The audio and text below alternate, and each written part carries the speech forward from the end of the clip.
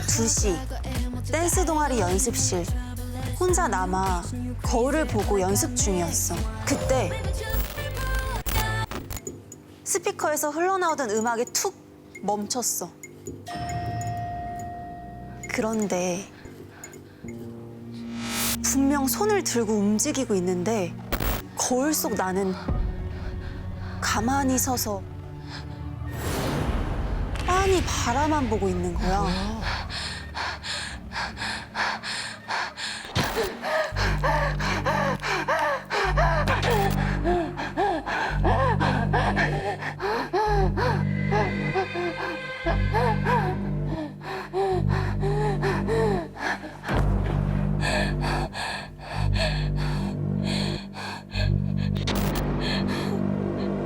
그건 내가 아니라 어떻게 저기 거울에 뭐 있나 봐. 선배님 너무 무서워요. 연습실 안 할래. 다 쫄부들이었네. 얼른 불 켜고 이제 먹자. 사실 이 이야기는 저희 동아리에 전해 내려오는 연습실 괴담이었어요. 무서운 이야기를 해달라는 후배들의 성화에 못 이겨 말해준 거였죠. 맛있게 먹겠습니다. 잘 먹어. 정말 맛있다. 그런데요. 맛있다. 자꾸 눈에 띄는 애가 하나 있는 거예요. 제가 잔뜩 시킨 중국 음식에 손도 대지 않고 가만히 앉아 있더라고요. 정말 맛있다. 저런 애가 어떻게 댄스 동아리에 들어왔지? 동아리 특성상 활발하고 에너지 넘치는 친구들이 대부분이었거든요. 아, 바이브가 좀 다르네. 선배님 어제 저 연습하는데 갑자기 연습실에 불이 확 꺼지는 거예요. 아 맞다. 스피커도 먹통되고. 아 맞아. 아 진짜 귀신 나오는 줄 알았다니까? 진짜 무서워서 그냥 집 갔어요. 귀신이 있다니까? 나 진짜. 내가 예전에 여기서 거의 살다시피 했거든? 근데 귀신 같은 건 한 번도 못 봤어. 그리고 난 그런 거 안 믿어. 아니 세상에 귀신 같은 게 어딨어.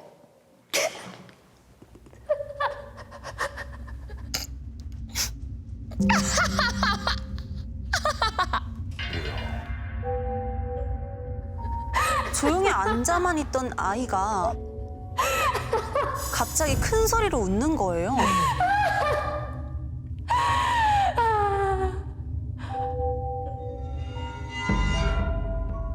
선배님은 정말로 귀신이 없다고 생각하세요? 난 없다고 생각하는데.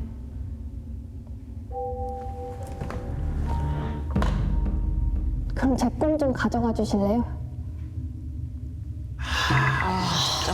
받지 마. 무슨 꿈인데? 그냥 귀신 나오는 꿈이죠 뭐. 귀신 없다고 생각하니까 무섭지도 않으실 거잖아요. 그러니까 제 꿈 좀 가져가 주세요. 어느새 모든 사람들이 이 대화에 귀를 기울이기 시작했어요. 그래? 그 꿈 내가 가져갈게. 이미 귀신 따위는 없다고 말해버린 후라 차마 싫다고 할 수가 없었어요.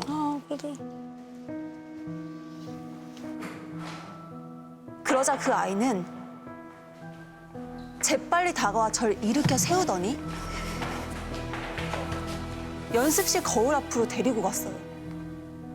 거울 보고 제가 하는 말 반대로 따라하시면 돼요.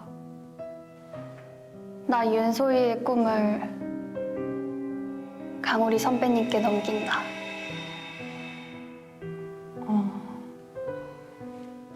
나 강우리는 윤소희의 꿈을 받는다. 그 아이는 절 보고 싱긋 웃곤 뭔가 홀가분한 표정으로 다시 자리에 돌아갔어요. 이게 다야? 해보면 돼요. 이상하다. 아, 의식이네. 그런데 그 아이는 손도 대지 않던 음식을 마구 우겨넣기 시작하더라고요. 며칠 굶은 것처럼요. 전 선배님 3번 남았어요.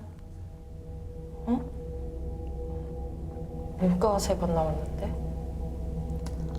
그건 곧 알게 되실 거예요.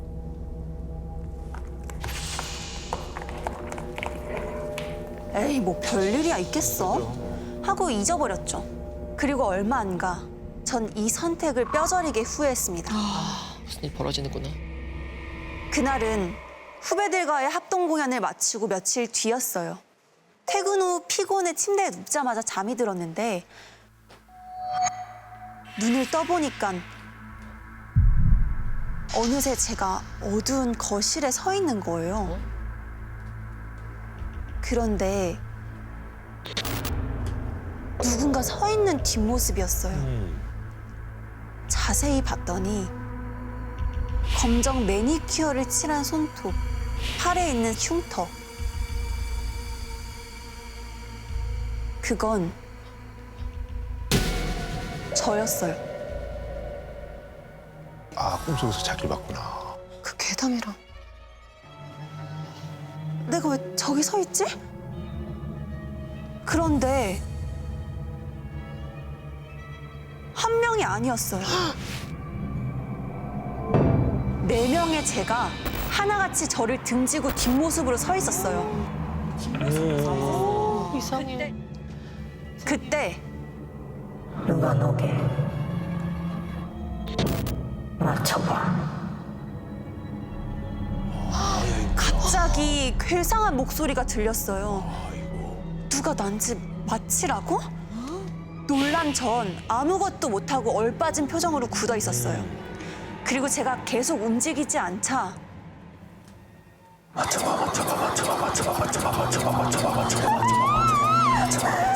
목소리가 제 귓가에서 울려 퍼졌어요.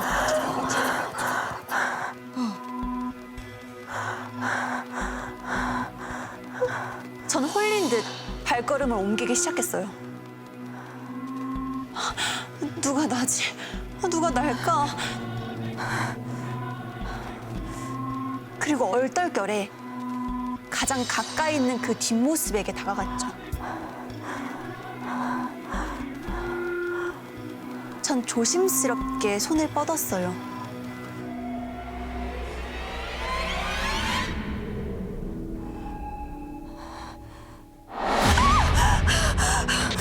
그건 제 얼굴이 아니었어요. 못 맞춰서. 그건 순식간에 제게 달려들어 목을 쥐어 짤듯이 조르기 시작했어요. 이제 2번 남았어.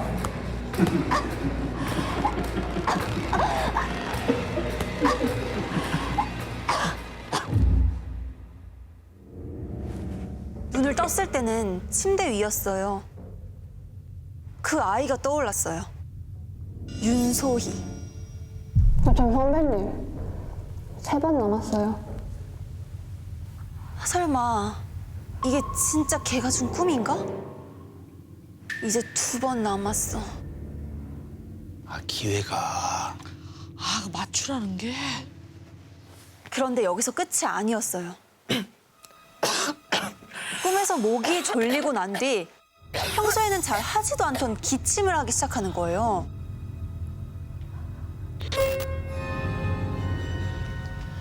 그러니까 웬일이야. 전 찢어질 것 같은 목을 부여잡고 합동 공연 때 제게 연락했던 후배에게 전화했습니다. 가연아, 난데 혹시 소희 전화번호 좀 알려줄 수 있을까? 서희요? 아, 선배님 걔 지금 연락이 안 되는데 공연 끝난 뒤로 연습을 아예 안 나오더라고요. 아무리 전화해도 안 받고요. 전 그래도 그 아이의 연락처를 받아 전화를 걸어봤어요. 지금 거신 번호는 없는 번호입니다. 확인 후 다시 걸어주시기 바랍니다. 이거 뭔가 잘못됐다. 두려움이 몰려왔습니다. 밤마다 자려고 눈을 감으면 자꾸 내 뒷모습이 보이는 것 같았죠. 잠 안 하고. 그리고 얼마 뒤 한참을 뒤척이다 겨우겨우 잠에 든 날이었어요. 꿈에서 전 또 거실에 서 있었습니다. 거실 장식장 옆에 있던 뒷모습은 사라져 있었어요. 저번에 골랐다 틀렸으니 사라진 거구나. 아, 3분의 2네, 이제. 선택지가 줄었지만 여전히 다 똑같은 뒷모습을 보고 누가 저인지 전혀 알 수가 없었어요. 누가 너게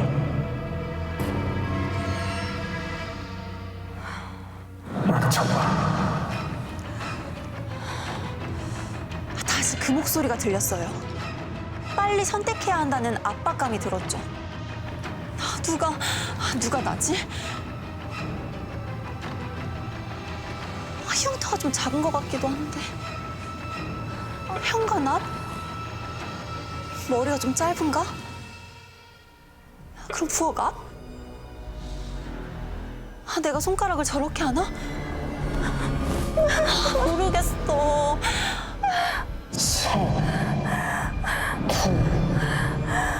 빨리 골라. 한 명 골라.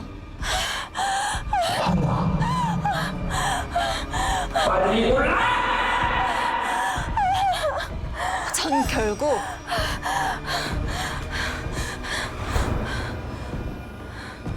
그러자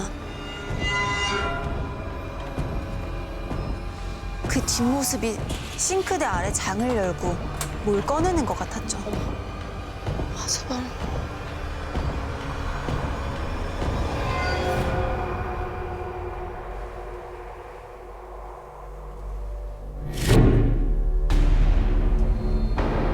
또 틀렸다.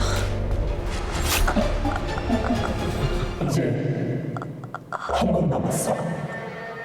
그때도 틀리면 너 진짜 죽어. 꿈이 너무 무서워. 이 꿈을 꾼 후로 전 더 이상 기침을 하지 않았습니다. 어머. 대신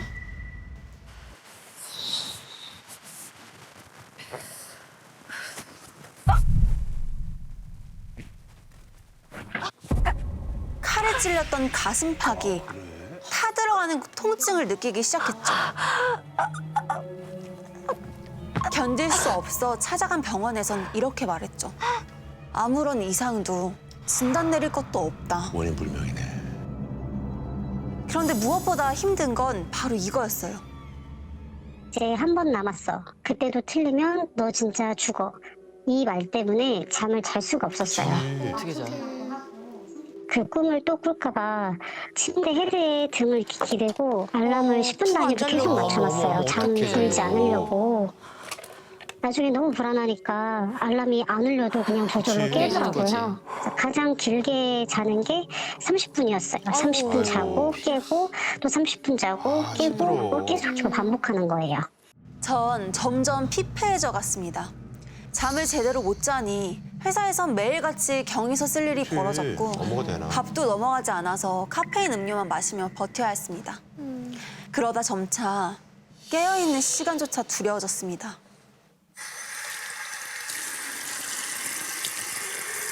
화장실에 가면 거울 속에 제 뒷모습이 서 있었죠. 누가 너게 맞춰봐.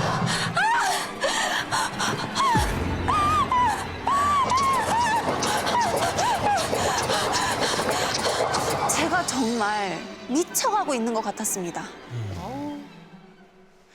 전 이대로는 안 되겠다 싶어 무작정 학교로 찾아갔어요. 너 서희 못 봤어? 모르는데요? 진짜 몰라? 미친 사람처럼 모든 곳을 뒤졌죠. 너 서희 못 봤어? 서희 어딨어? 몰라요. 너 윤서희 못 봤어? 네, 못 봤어요. 서희 못 봤냐고? 네, 못 봤어요. 맞아? 네, 못 봤어요. 서희 좀 찾아줘. 서희 좀 찾아달라고!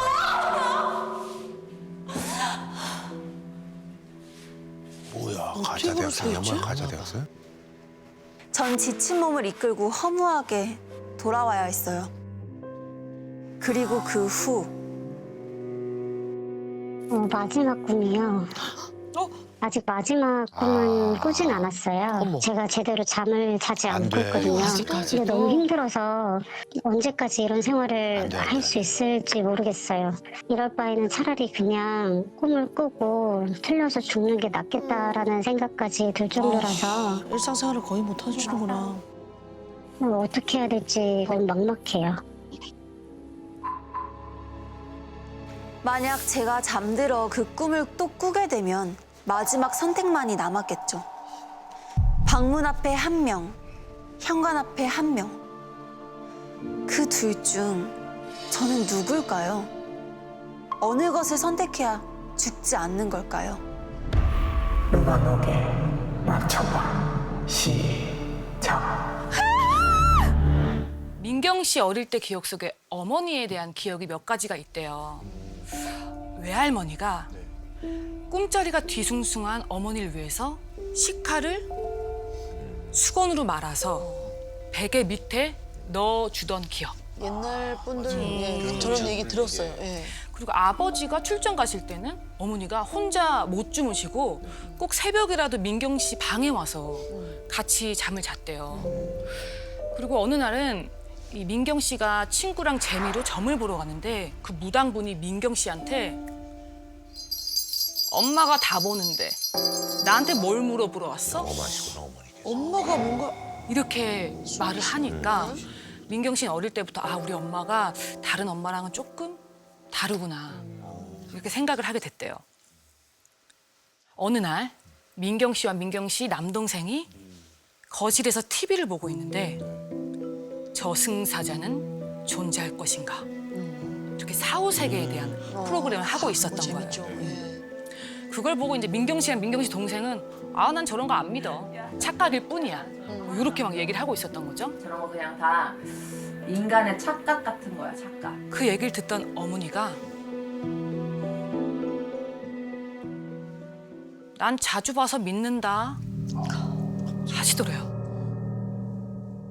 그래서 민경 씨랑 남동생은 깜짝 놀라서 쳐다본 거죠. 그제서야 그동안 꿔왔던 기이한 꿈 얘기를 해주셨대요. 어머니가 10살 때 처음으로 꿈을 꾸게 된 거예요. 자고 있는데 투벅 투벅 걸어오는 소리가 들리더래요.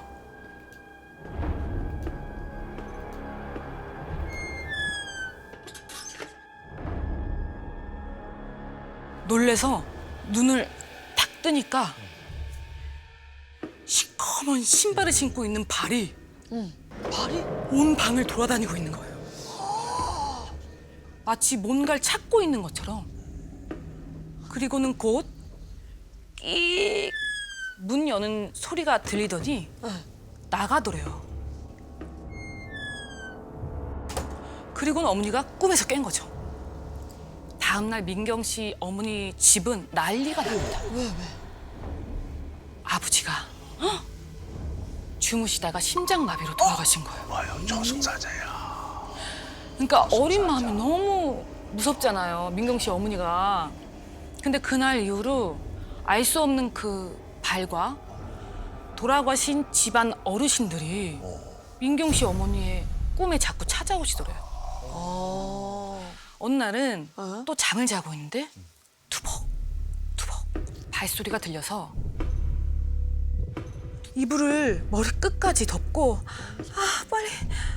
빨리 끝났으면 이러다가 또 꿈에서 깨신 거예요. 그리고 이틀 뒤 민경 씨 어머니 외숙모님이 30대 젊은 나이에 돌아가신 거죠. 저승사자가 누가 보이시네. 돌아가실 때마다 꿈에서 나타나는구나. 저승사자가 보이셔. 근데 어머니가 해주신 이야기 중에 좀 무섭고 끔찍해서 잊지 못하겠는 꿈이 하나 있대요. 때는 민경 씨 어머니랑 아버지가 결혼하시고 민경 씨가 갓난 아기일 때. 그때 아버지, 어머니 갓난쟁이 민경 씨는 한 방에서 주무시고 증조 할머니는 끝방에서 생활을 하고 계셨던 거죠. 어김없이 그날도 어머니가 평소처럼 잠이 드셨대요. 자고 있는데 문이 열리는 소리가 들리는 거예요. 그 소리에 놀라서 어머니가 벌떡 일어나서 봤더니 검은색 갓, 검은 도포, 검은 신발을 신은 남자가 터벅터벅 방 안으로 들어오더래요. 들어오면 안 되는데. 어머니가 누구세요? 그랬더니 이 남자는 어머니 이불을 휙 제끼더니 아닌데 뭔가 확인하고 다니네. 그러더니 아버지 이불을 휙 제끼더니 아닌데 다행이다. 다행이다. 그리고는 갓난 아기인 민경 씨한테 걸어가려고 하니까 어머니 무섭지만 막아야죠. 아니 누구신데 저희 집에 들어와서 이러시는 거야. 소리를 확 질렀대요. 근데도 갓난쟁이 민경 씨의 이불을 휙 열더니 이 집이 맞는데 하면서 태연하게 투벅투벅 걸어가더래요. 그리고는 어머니는 잠에서 깨신 거죠. 다음날 아침 어머니가 증조 할머니 방에서 TV 소리가 들리는 거예요. 그래서 어머니가 TV를 틀고 주무셨나? 가봤더니 싸늘하게 몸이 식은 채 일어나지를 못하신 거예요. 그러니까 어제 저녁에 돌아가신 거죠. 왔다 갔구나. 이후 세월이 흘러서 불과 재작년부터 신기한 일이 생겼대요. 어머니가 이젠 더 이상 꿈을 꾸지 않게 되신 거예요. 민경 씨 어머니가? 네. 좋은 거 아닌가? 이제 해방되셨네. 근데 이게 끝이 아닙니다. 왜요? 민경 씨 어머니가 꿈을 꾸지 않게 된 날 이후로 혹시? 민경 씨는 잠을 잘 수 없게 돼요. 그 이후 민경 씨는 꿈을 꾸기 시작합니다. 이게 무슨 일이야? 민경 씨의 꿈에서 누가 집에 들어오려고 하더래요. 그래서 현관문을 딱 여니까 돌아가신 외할머니가 흰 소복을 곱게 차려입고는 혹시나 밥 한 숟갈 줄 수 있니? 그래서 들어오시라고 하고 대접을 하고는 배웅을 딱 하는데 내가 1년에 한 번씩 오면 밥 좀 챙겨줄 수 있겠니? 그럼요. 당연히 할 수 있죠. 언제 오실 건데요?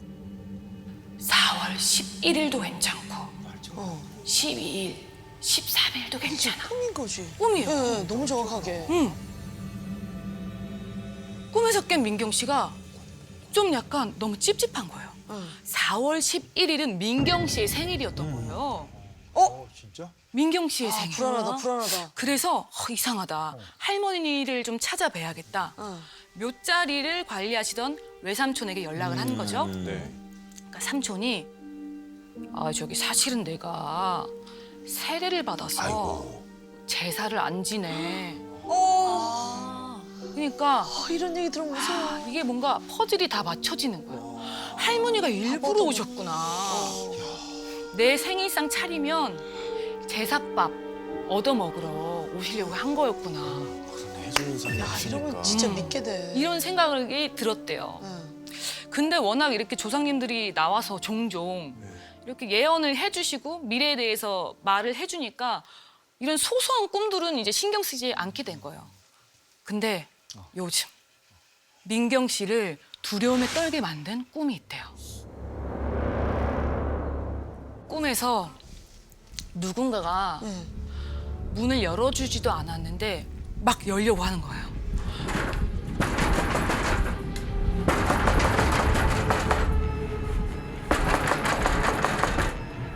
누구세요?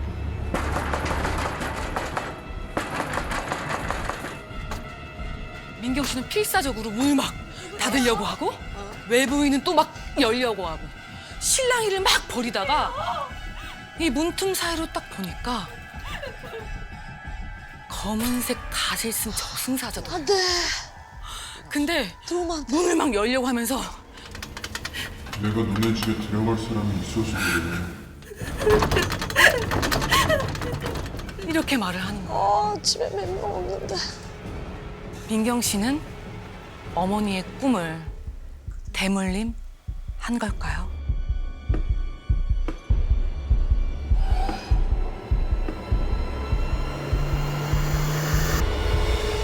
(1996년) 30대 초반이던 저는 장례식에 다니는 일이 점점 많아졌는데요.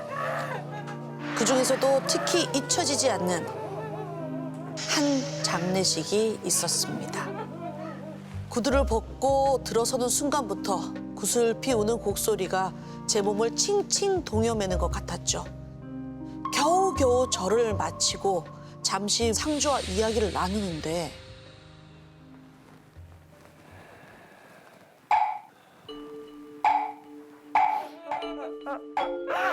목탁을 두드리며 연부를 외는 노승 한 분이 들어오시더라고요. 아, 이거 내가 자리를 비켜줘야 되나 싶어서 일어나려고 하니까 노승께서 제 어깨를 잡고 꾹 눌러 앉히는 거예요.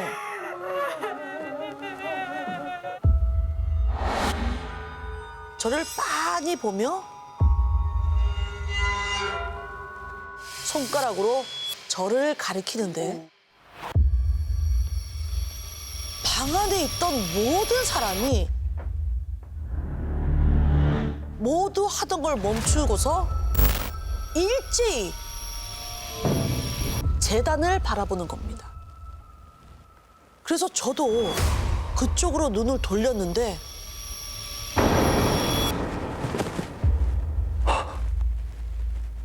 영정사진이 있어야 할 곳에 제 사진이 놓여 있었습니다. 이게 뭐야?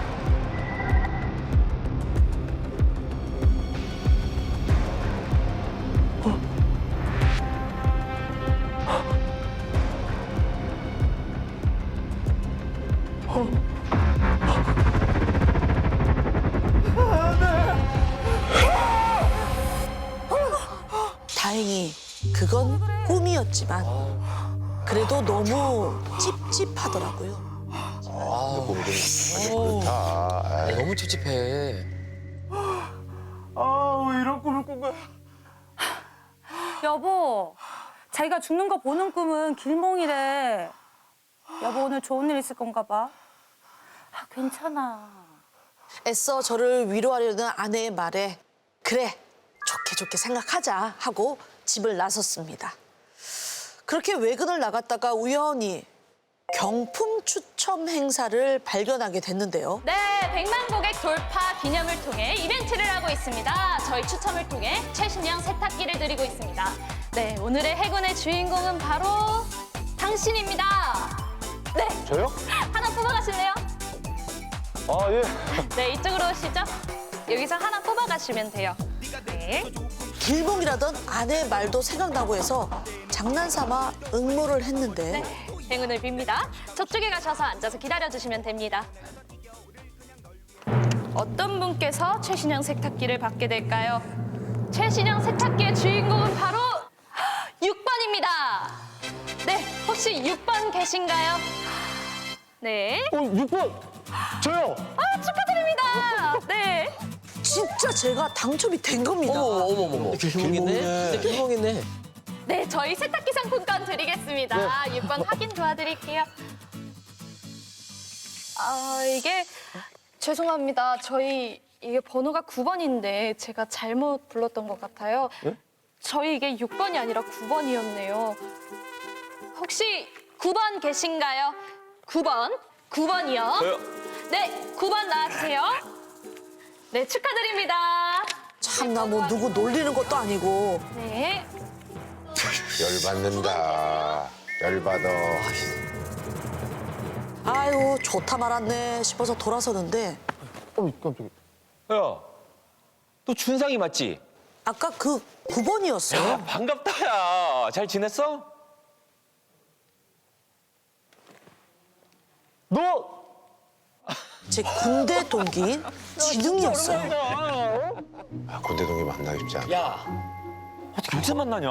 그러니까. 야, 여기서 만난 것도 인연인데. 야, 소주 한잔 해야지. 아, 그러게.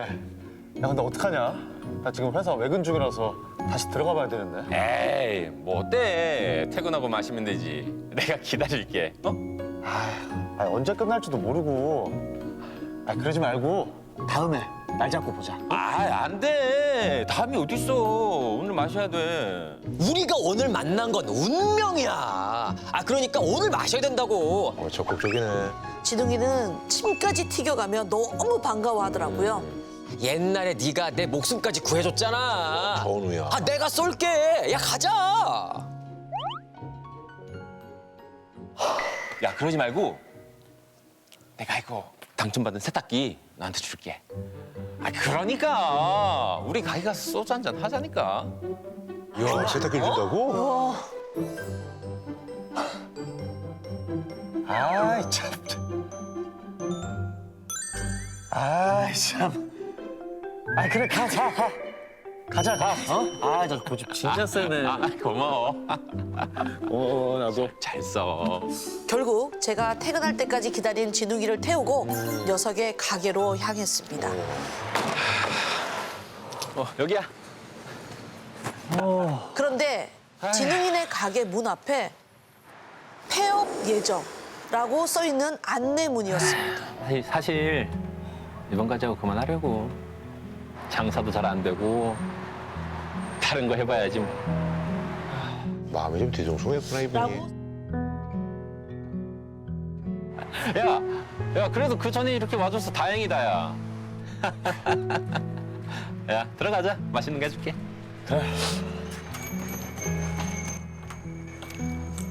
요즘 경기가 어렵다더니 진웅이가 애써 밝은 목소리를 내는 게 신경 쓰이더라고요.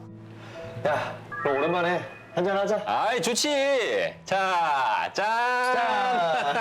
그런데 저희 4명인데 여기 앉을게. 예. 앉으세요, 예. 야, 갑자기 손님이지. 있어? 삼겹살 4인분에 소주 2병 주세요. 갑자기 손님들이 막 들이닥치는 거예요. 덕분에 진웅이 놈이랑 짠 한 번 제대로 못했죠. 삼겹살 2인분이요? 네, 맛있게 드세요.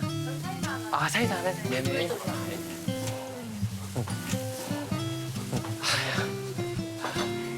야, 생주는 사람이 먹더니 왜 이렇게 많냐, 오늘. 아, 장사 안 된다더니 완전 만석이네, 만석. 야, 이거 너가 사람 부르는 운이 있나 봐. 내가? 야, 너 그러지 말고 맨날 와 있어라. 그럴까? 그래. 야, 먹어. 야, 냉장고에서 술도 마음껏 꺼내서 먹고. 그래. 야, 오늘은 내가 내는 거니까 많이 먹어. 아, 신경 쓰지 말고 빨리 가다, 빨리. 아, 미안하다. 좀 갔다 올게. 사실 좀 아쉽긴 했지만 그래도 친구 놈이 장사 잘 된다고 해볼쭉한 걸 보니까 마음은 좀 놓이더라고요.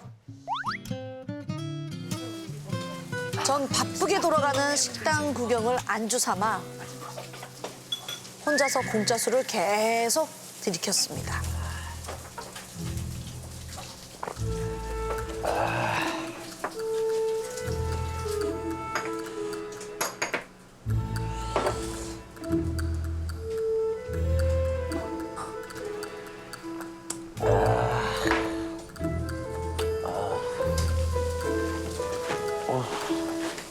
그리고 완전히 고주망태가 돼서 집으로 향했죠.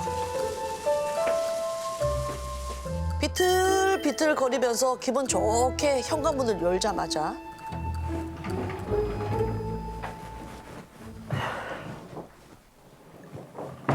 여보, 이거 좀 봐봐요.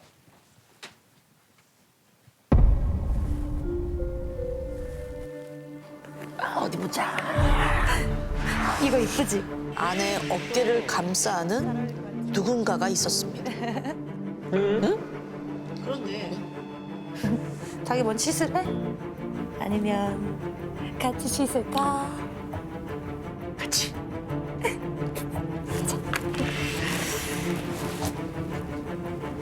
아내의 말에 두 사람이 함께 침실로 들어가는데 아내를 끌어안고 있던 남자가 쓱 뒤를 돌아보는 겁니다.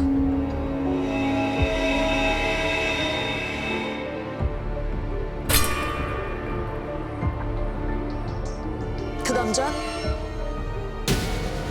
진웅이었어요. 뭐야?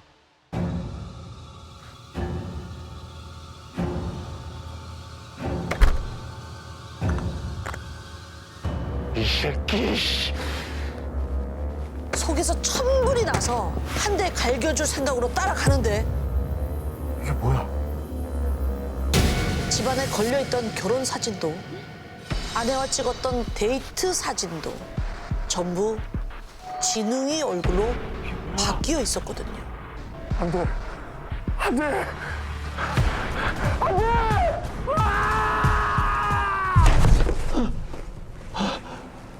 그리고 눈앞에 보인 건 진웅이의 가게. 제가 테이블에 엎드린 채로 잠이 들었었더라고요. 이상한 꿈이야, 이상한 꿈. 기이한데. 그런데 정신을 좀 차리고 둘러보니까 가게 안도 깜깜한 거예요. 진웅아. 진웅아. 아, 어디 간 거야? 진웅이도 보이질 않았습니다. 뭘 버리고 간 거야, 뭐야? 누구 간 거야? 어이씨. 집에 가려고 서둘러 옷을 챙겨 나갔는데 뭐야? 내 차 어디 갔어? 제 차가 없는 거예요. 자켓 주머니를 뒤져보니까 내 차키. 이 차키도 없어진 겁니다. 뭐야? 일진 더러운 날이네, 아주. 그럼요. 그때 마침 집에서 호출이 오더라고요. 빨리 집에 오라는 신호였죠. 저는 불안한 마음에 택시를 잡아 타고 집으로 향했습니다.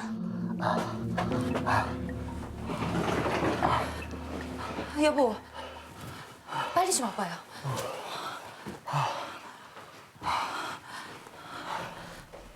이준성 씨 본인 맞으세요? 네. 그 본인명의 차량 도난 사실 인지하고 계세요? 그 사람은 경찰이었어요. 선생님 명의 차량으로 사고가 접수됐는데 차주랑 운전자가 불일치하다 보니까 조사가 필요한 상황이라서요. 뭐 인사사고가 났나? 사고요? 아니 여보, 차를 어디서 잃어버린 건데? 진웅이라고 있는데 걔네 가게에서 술 한잔 했거든. 정진웅 씨요?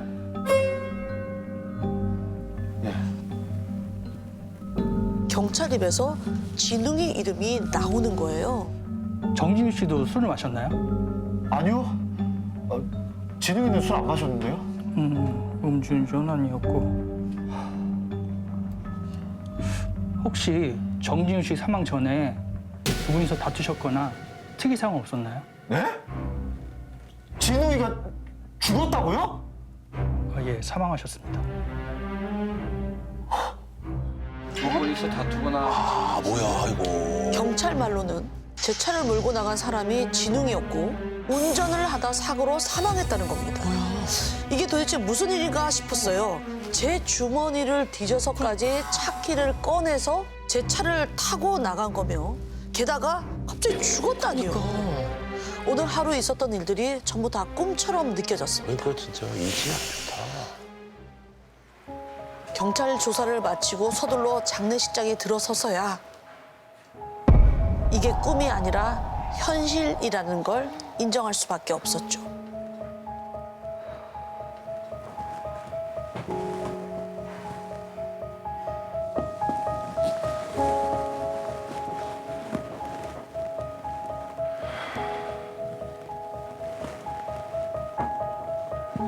저는 얼이 빠진 채로 겨우 절을 하고 돌아서는데 노승 한 분이 안으로 들어오시는 겁니다.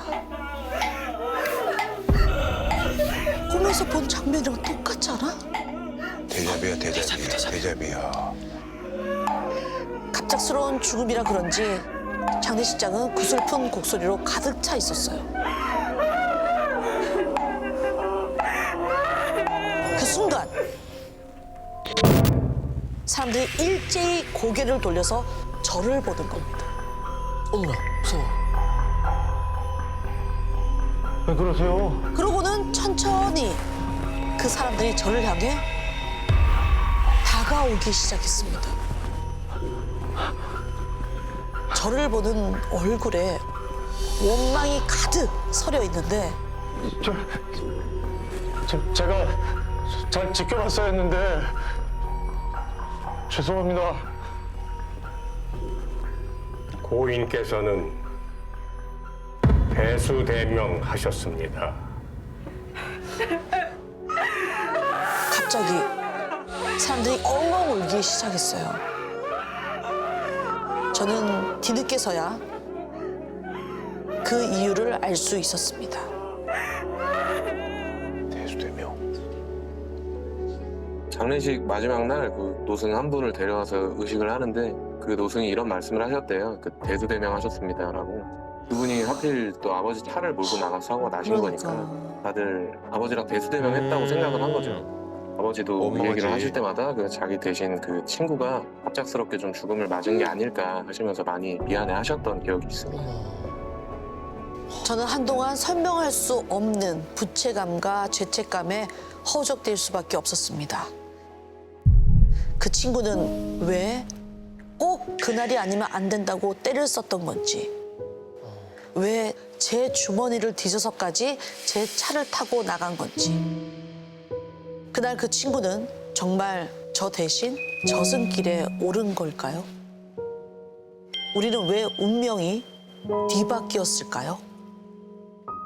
1989년 주인공인 연희가 10살이 됐을 무렵 연희 씨네 가족은 아침부터 굉장히 분주했어요. 바로 오늘 새로운 동네로 이사 가는 날이었거든요. 설레는 날이죠. 그런데 분명히 일기예보는 맑음이었거든요. 근데 금방이라도 장대비가 내릴 것처럼 심상치 않은 거죠. 어른들은 더 바빠질 수밖에 없죠. 비가 오기 전에 이삿짐을 날라야 하니까요. 그런데 그 틈에 홀로 남은 연희는 그 시간이 너무 지루한 거예요. 심심하지. 할 게 없죠. 그래서 새로운 동네 여기저기를 쏘다니기 시작합니다. 집에서 조금 내려오니까 아주 작은 슈퍼가 하나 있더라고요. 신난 마음에 그곳에 딱 들어가서 아이스크림을 하나 산 다음에 입에 물고 나오는데 그 순간 우물이다.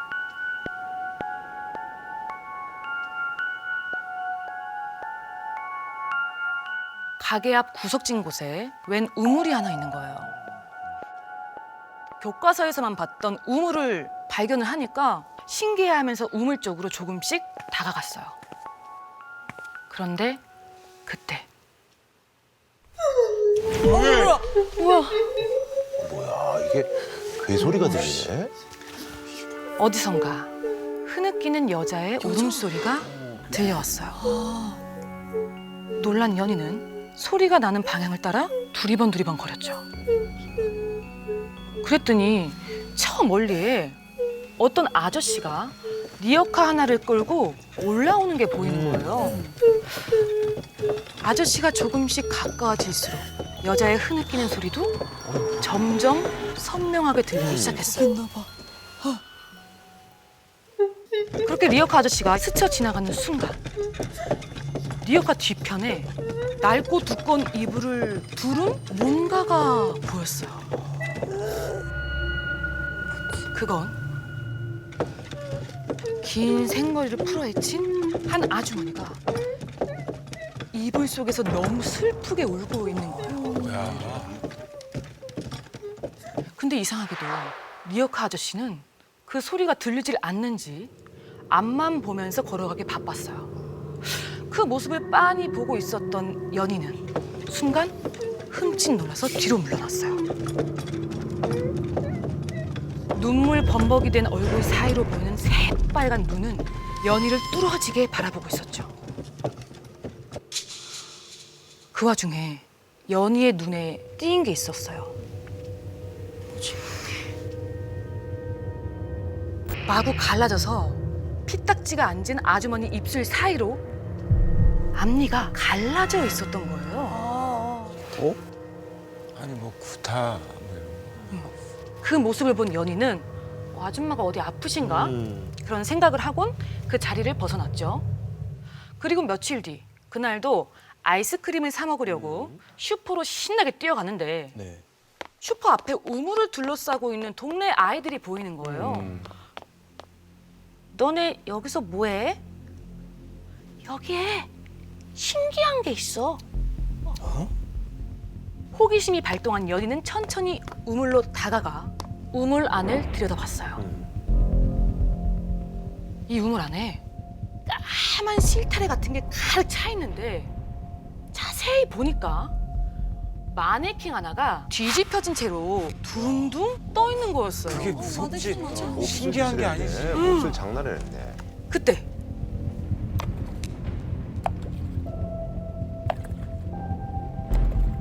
같이 우물을 보던 옆에 친구가 마네킹을 향해 돌을 던진 거였죠. 그걸 기점으로 아이들은 너나 할 것 없이 다들 돌을 집어서 마네킹을 향해 던지기 시작했어요. 그때 한 아이가 이런 말을 했어요. 야, 우리 뒤집어 보자. 거의 없어. 난생 처음 보는 모습에 마냥 신난 아이들은 주변에 기다란 막대기나 빗자루 같은 게 있는지 찾기 시작했죠. 그런데 그때 너네 여기서 뭐하니? 지나가던 동네 아저씨가 우물가에 모여있는 아이들이 이상했는지 다가와서 묻더라고요.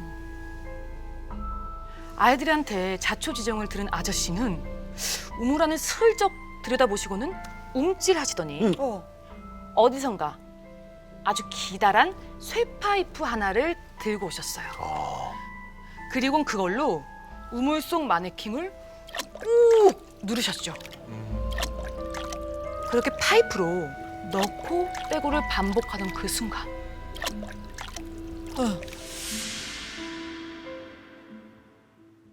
순식간에 얼굴이 확 뒤집혀서 올라왔죠.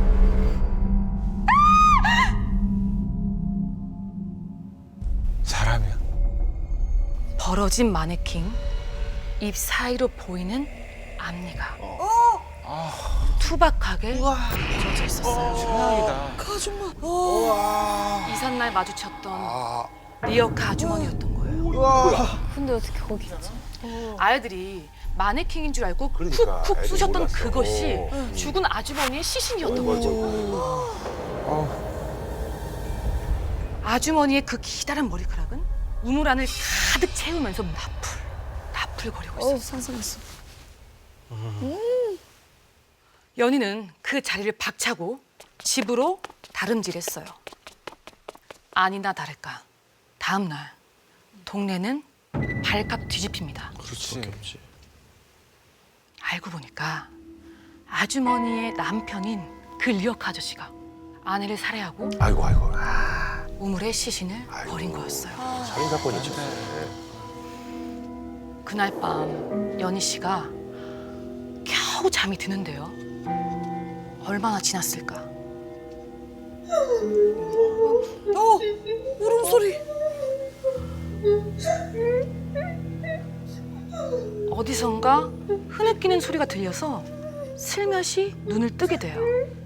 그때 연희의 오른쪽 베개 밑에 삐쭉 삐져나온 까만 옷자락이 보이는 거예요. 그 옷자락을 타고 눈동자를 위로 굴리는 순간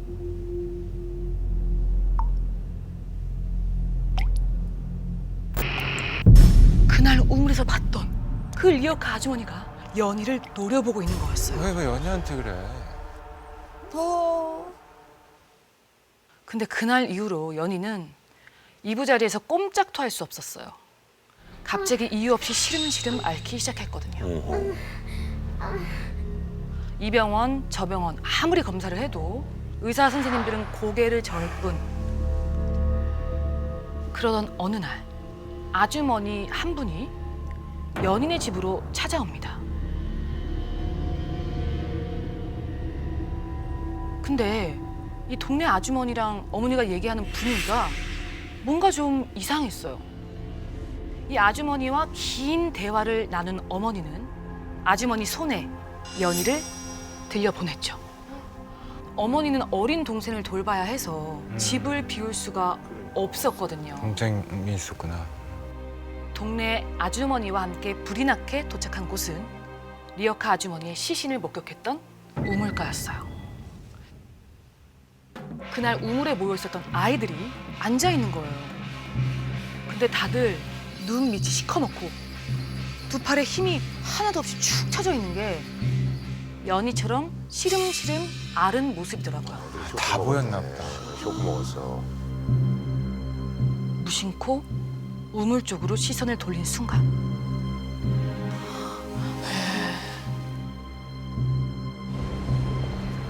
우물 위에 죽은 리어카 아주머니가 휘청휘청거리고 뭐야, 말이 안 되잖아. 근데 아무도 그 모습이 보이지 않는지 마을 주민들의 시선은 온통 아이들에게만 향해 있었죠.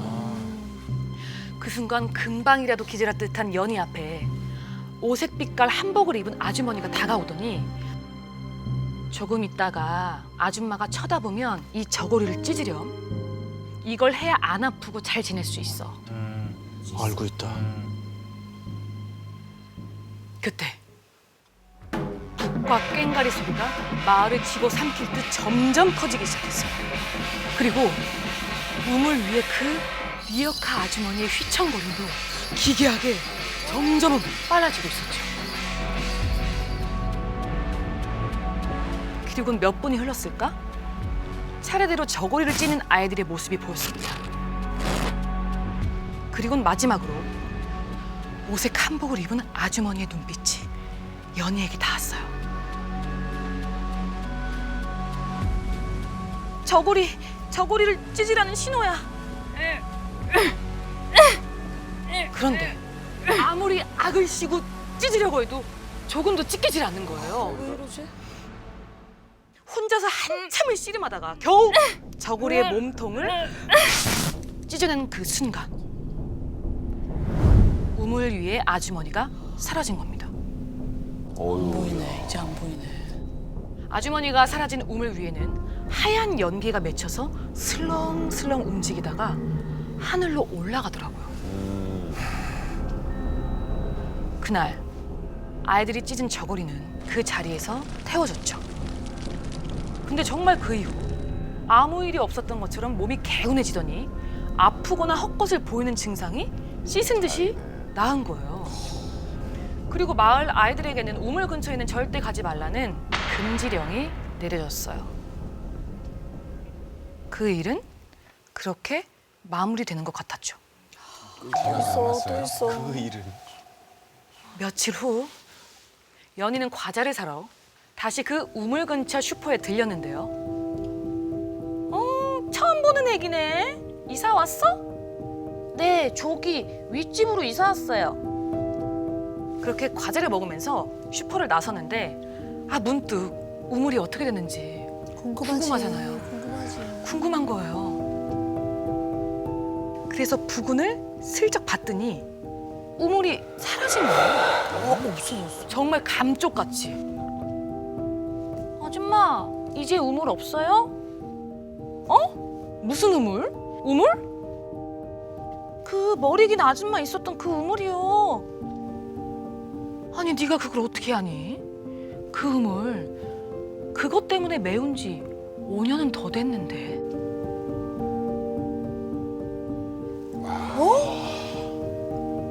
이게 뭔 일이야? 뭐야? 마지막에 이거. 진짜. 그래서 뭐야? 제목이 아까 사라진 시간. 사라진 시간. 뭘 본 거야? 그럼 왜 같이 본 애들은 뭐예요? 저는 그냥 끝나는 줄 알았더니 나중에 그 저 우물집 아줌마 그 얘기가 아주 그 굉장히 그 반전 있는 얘기였는데. 마지막 대사 딱 한마디인데 딱 한마디로 그냥 이야기가 다 뒤집히는 그런 느낌. 그러니까. 아니 진짜 너무 혼란스러운 게 5년 지금 모든 거를 다 겪고 이렇게 디테일한 설명이 다 끝났는데 그게 5년 전에 일어났던 일이라고 했잖아요. 근데 선수 아직도 이해가 안 되는데 무슨 질문을 합니까? 저 잠깐만 나가서 설명 좀 드릴게요. 누가 나 설명해 줄 사람. 제가 좀 정리를 해드려요. 네, 어떻게 된 거죠, 지금? 제가 보니까 그 이사를 왔는데 그 애가 약간 그 신기한 어떤 그런 능력이 있는 것 같아. 그쵸. 그 그래서 그 전설을 전에 알고 있는 거죠. 그거를 그러니까 데자뷰 같이 과거를 옛날에, 봤다. 과거를 살짝 본 것 같아. 난 그렇게 좀 생각하고 있습니다. 그런 것 같아요. 예. 처음에 사연을 보고 너무 네. 기이하고 이상하고 무슨 네. 소린지 모르고 혼란스러워서 일단 주인공 이분의 얘기 들어봅시다. 사연자분 이야기 듣는 게 좋을 것 같아서 그렇죠. 준비했거든요. 들어봅시다. 예. 저도 그 일이 한 5년 전에 있었던 일이라는 얘기를 듣고 너무 충격을 받았는데요. 그때는 그거에 대해서 얘기하는 거를 좀 동네에서 쉬쉬하는 분위기라 이게 뭐야? 그리고 또 집에서도 그다지 얘기를 안 꺼내가지고 저도 그냥 서서히 잊어버렸는데 시간이 지나고 난 다음에 엄마한테 여쭤보니까 잘 기억을 못 하시더라고요. 그래서 좀 더 혼란스러웠죠.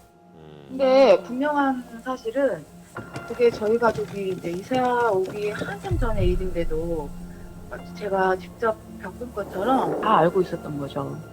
너무 기억이 생생해서 만약에 내가 겪은 일이 아니고 그때 그 일을 겪었던 누군가의 기억을 대신 봤다던가 뭐 그런 게 아닐까.